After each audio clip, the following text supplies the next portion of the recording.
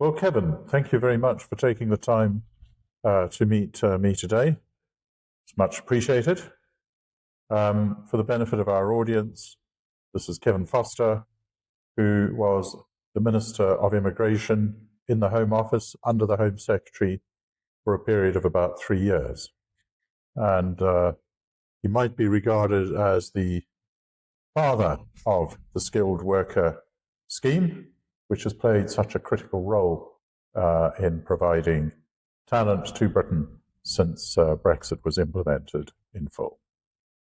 Well, it's great to be here, Bruce, and to be joining the team at AORA in terms of exploring what we can do to really make it much simpler to engage with particularly the skilled worker visa, but also the global business mobility visa. Indeed. So, Kevin, if I may, I'd like to pick your brains on a number of things, including your experience at the Home Office. First of all, what's your history in government? Well, as you just touched on, Bruce, I spent 3 years as Minister for Immigration. To be clear, the sort of commercial side of it, the skilled worker visa, the student visas were all launched during my time at the Home Office, and actually oversaw their launch. So that was certainly safe to say a varied business that came over my desk in 3 years at the Home Office. No day was exactly the same, and it sort of, I think I ended up being, I think, the longest serving immigration minister for 10 years. It is notorious as a brief that you'll do a short period in and then move on. Okay. And how closely were you involved in casework and policy decisions? Well, what a lot of people perhaps don't see about the roles of Minister for Immigration and also the Planning Minister is that you do actually take casework decisions. Now, to be clear, that's not every application that comes in, but there is, in the immigration rules, provision for what's called leave outside the rules, and that can be determined by the minister personally in cases where perhaps there's a significant public interest. You'd also have MPs individually coming to you about cases across the whole gambit of the immigration system, where a report would perhaps be presented. You may ever find yourself explaining what the Home Office's decision was, or potentially being asked to give guidance on what the decision should be. And what aspects of the work did you find the most interesting and the most difficult? The most interesting was looking at the whole way immigration integrates with our policy for the labour market overall. I think it's perhaps the thing that needs to be worked on a little bit more is the fact that there needs to be more of a joined up labour market strategy.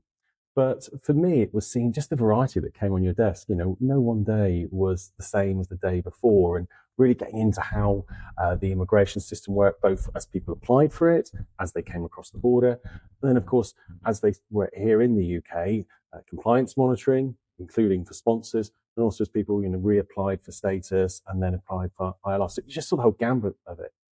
The most challenging things is the fact that immigration is notorious as an area where people will say things to get a status. Now, a lot of that applies in the, shall we say, asylum area, but in particular, even in some of the commercial areas, you have to be on the watch for things like modern slavery and attempts to bring people in and not pay them the correct wages.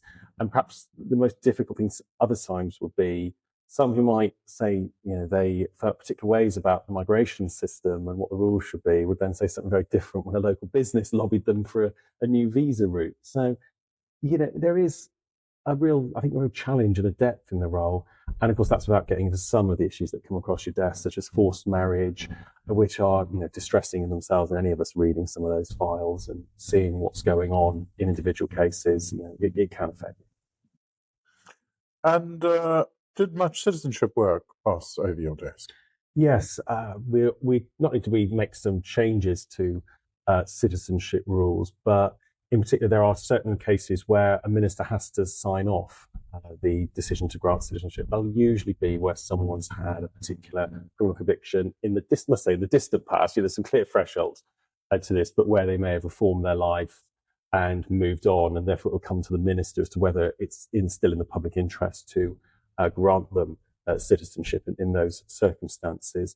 There are also many cases where, for example, topical, dealing with, for example, Chagossian's ability to get a type version of British citizenship, plus the issues with, of course, Hong Kong British nationals overseas who very strong British identity, but not with an innate right to live in the United Kingdom, and they're dealing quite extensively with that. But yes, citizenship was one that had quite a lot of work being done with it. Also, potentially looking towards a consolidation of the rules as well, because as you all know, Bruce, citizenship law is spread across many different acts of parliament over much of the last century, and there is probably now a need to look at trying to consolidate it into one much easier piece to read.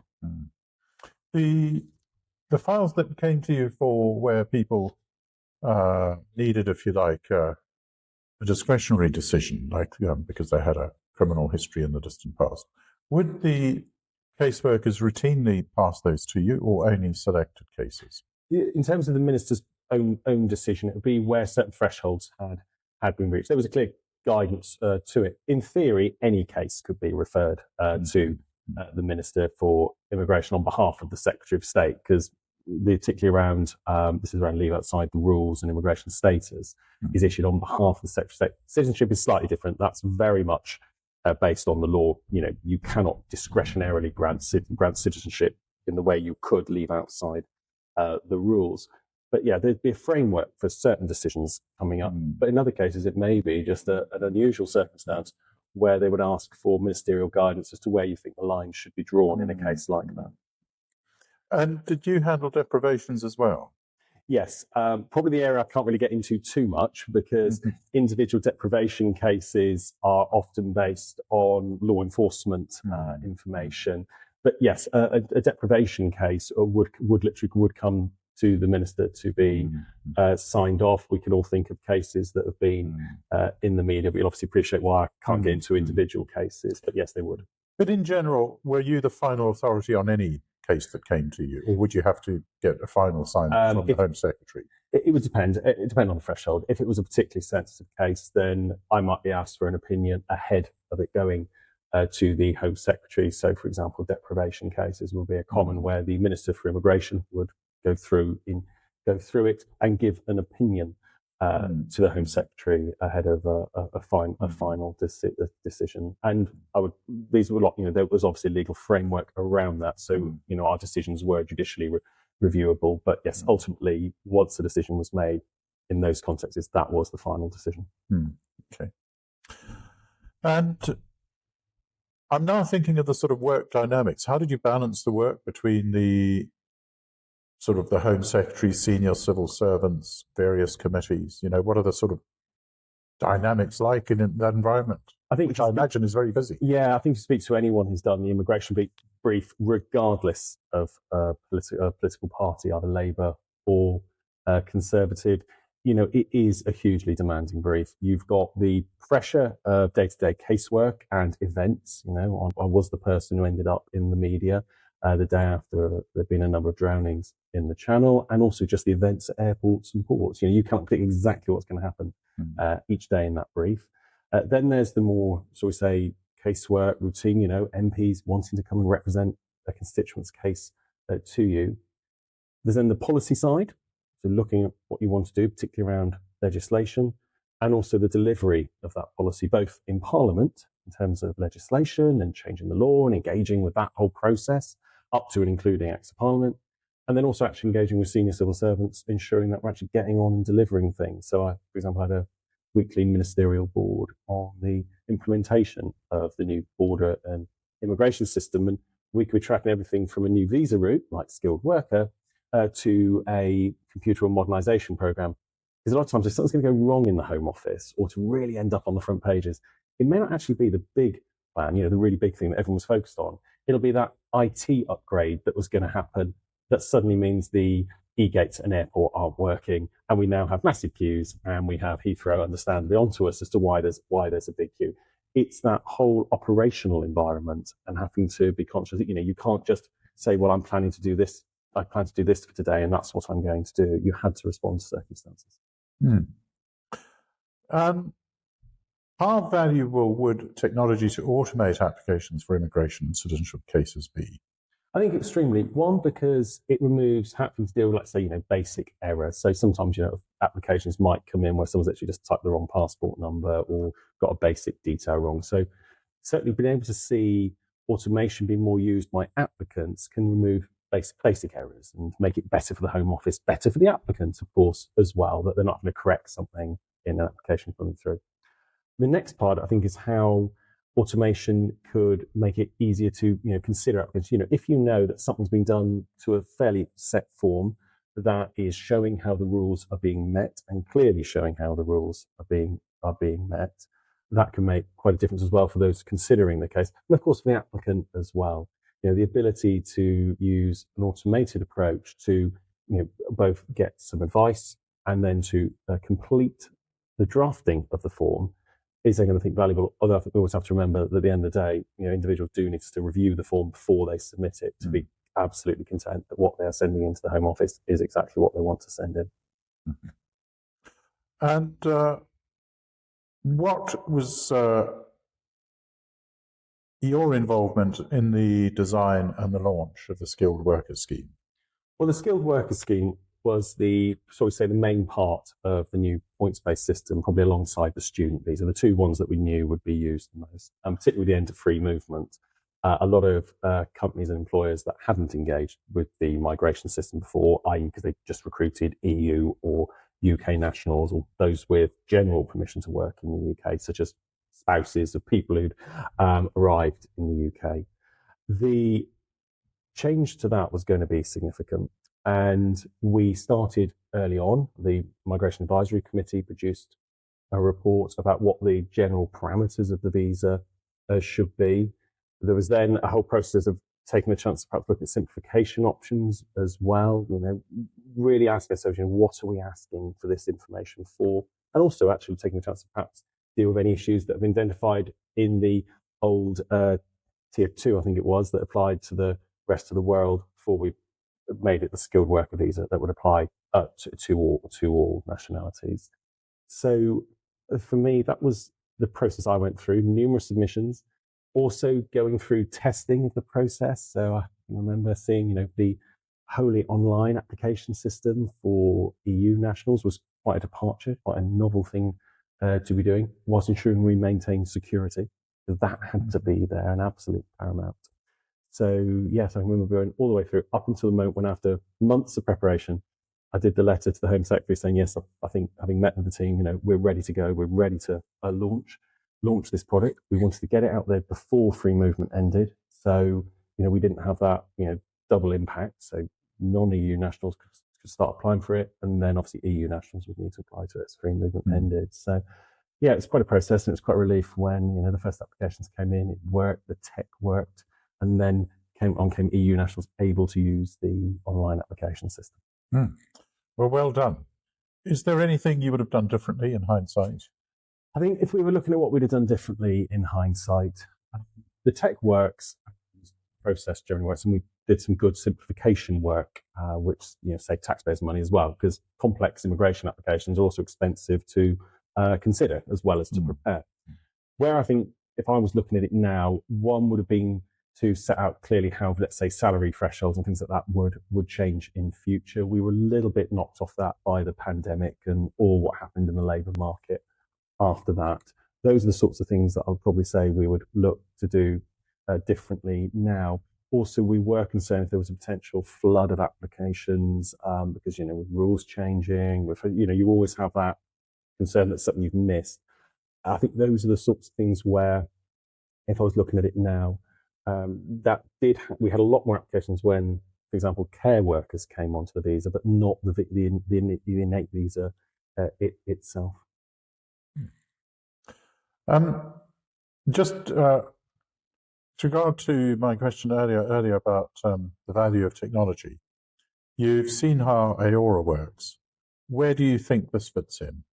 I think where AORA fits in is for a user of the skilled worker system who finds themselves and their teams doing a lot of quite laborious, quite mundane data entry tasks, or very routine checking of whether a fairly predictable job, let's say, we've discussed it, nurse is a classic example.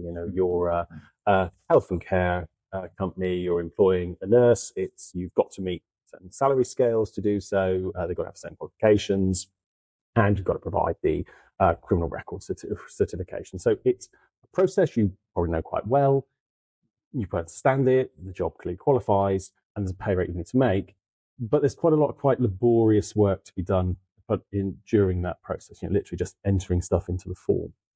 And where automation comes in is it takes away the sort of, typing in name, address, typing in passport numbers, all that sort of stuff, and actually means that you can really focus your time on ensuring, yes, this does qualify, you've got it right, and removes the opportunity for just basically typo style error, which is common when people are doing lots of things very repetitively. So I think what automation does, it gives the chance to really focus fee earners' time on the core decisions. Is there something they need to consider? Is there something potentially wrong in the application? Or be clear to their client quite quickly, a job doesn't qualify and they won't be able to apply for a skilled worker visa for it, e.g. they're not paying the appropriate salary rate. And that then means you can be a lot more efficient. A fee earner who understands immigration law can be dealing with a lot more cases rather than dealing with a lot of administration. How much engagement did you have with British companies before and after the launch of skilled worker visas? We had quite a lot of engagement. In fact, one of the things about being immigration minister is amazing how many companies are very keen to meet you to talk about things. And sometimes myself and the employment minister at the time used to sort of remark to each other that it was interesting how many people were writing to me saying they really needed a meeting with me, yet hadn't been quite so keen to write to her at the DWP to ask for a meeting to talk about how they could do more recruitment down the local job centre. So you did end up doing innately a lot of sort of engagement, and also including with international companies and via some of the embassies here in London. I remember going to sessions organised by the Spanish embassy with Spanish employers and companies who were working here in the UK or investing here in the UK. And sometimes it might be where, for example, BEIS or the Treasury is trying to persuade someone, or Department of Trade, trying to persuade someone to invest in the UK. One of the obvious questions they would ask is, well, what about, how easy is it going to be for our core team to be able to come here, operate a factory or a facility?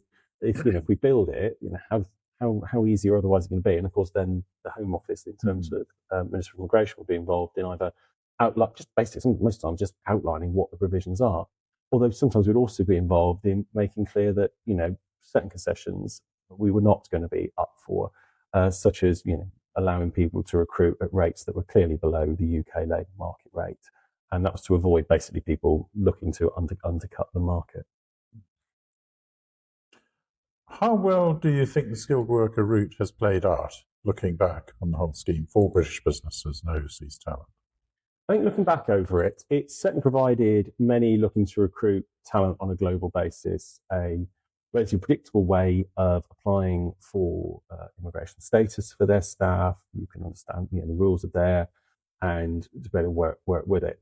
I think where, if I was going back, perhaps touched on things like salary thresholds, I think where I would look at now, it's something I'd wanted to do, but again, in the world of government, you don't always get your own way. You have to get agreement from the departments. One, we would probably have taken out the 20% discount on the shortage occupation list at an earlier stage, and required all jobs under it to be at the UK labour market rate. It's not to say paying more, but that you shouldn't really be recruiting for less via the immigration system, although that never really applied for certain roles like for nurse, where you had to pay what was the NHS's going rate. And then also the wider salary thresholds were things that, again, we got a bit knocked off course by the pandemic on that one, where we could have set up a system that more regularly allowed that sort of salary review and was very clear, rather than I know my successor in the Home Office ended up having all sorts of debates with other government departments when it came time to move these salary thresholds up to a more representative level. So those are the sort of things I would look at, that, and that would have then had dealt with some of the points around what we've now seen of where there's the level of numbers that came in. A lot of that was because the salary thresholds hadn't been altered, and that does need to be more dynamic in the system. Interesting. In general, what are your expectations for the future of business immigration? My expectations for the future of business immigration is we can see the debate that's going on politically, and we've certainly seen the result recently of the US presidential election. Certainly, I think global business migration is going to be much more focused on unique skills, those with particular talents that can move around and do particular roles and jobs for a particular period. And where you're recruiting abroad, it's going to be those with skill sets that you genuinely can't train quickly, and where there is a supply of labour overseas you could access. The classic is IT technicians or doctors, dentists, veterinarians. I think where many businesses are going to have to think carefully is a lot of the more routine roles that some of them are hoping to be able to recruit via migration. It is likely that governments are not going to be so keen to have visas for those roles. And actually, in some roles, immigration doesn't provide a solution. So, for example, truck driver visas that were all being talked about 3 years ago. Well, there's a global shortage of truck drivers. A visa isn't going to solve any truck driving problem in any developed country. I think we did something like, there's in theory 5,000 visas going to be available, and literally less than 200 applied because there was a shortage of truck drivers with a license valid on UK roads in Europe as well as in the UK. So that's, for me, the future of business immigration. Will be more focused. It'll be where you really want to get skills, or where you need diversity in a team, in the form of, if you're going to sell products globally, just recruiting everyone from one country would be a rather surprising way to get knowledge of, Asian markets or North American markets as well as European markets. I also think people are going to want, and customers are going to want, solutions which are easy to use, intuitive to use, and means that their business, when they're sponsoring workers, are not spending a lot of time engaging in form filling and process. And I think that's where automation, things like the AORA system, really come into their own, is because it's about trying to really get to the point that if you are dealing with a migration system regularly, you don't have to, shall we say, become a sort of form filler. You can be someone who provides information, gets a recommendation, and then is able to make an application. And you're now working with the AORA team. Was there anything particular about the product or the people that attracted you?